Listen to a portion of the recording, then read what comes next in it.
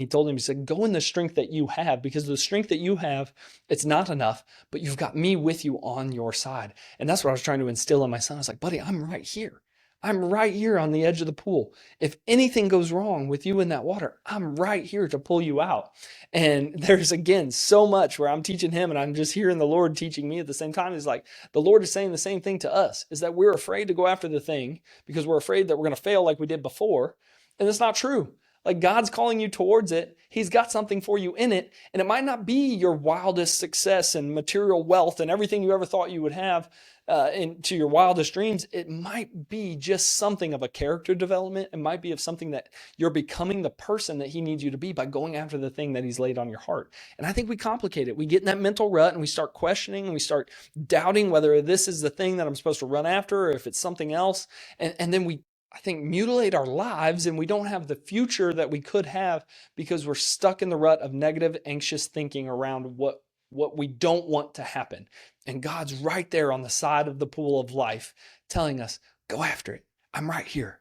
I'll never let you down, right? He says, and I said this to my son, I said, I will never, and I try to say it in more commonplace terms, but God says in his word, I will never leave you nor forsake you. I told my son, I said, I will never leave you.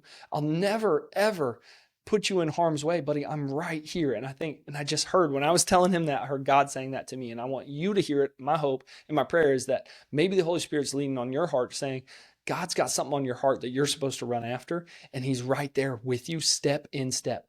Cut out the noise, remove the distractions, focus on what he's telling you in your life that you need and what you should run after, and I promise you, he'll be with you the entire time. Yeah, so I think the mistake that we make is evaluating God's future plan for us and basing the possible outcome for that on our previous track record, right? There's no question. But God's future is not based on our past performance. Look at Nehemiah, David, Gideon, Moses, all of these stories that we've talked about in past episodes of this podcast. They were not qualified because of their track record. In fact, their track records were probably no good. Like, they were really the least likely people that God would call towards this. And maybe you're in that mental rut where you think, like, who am I? Like, why would God choose me?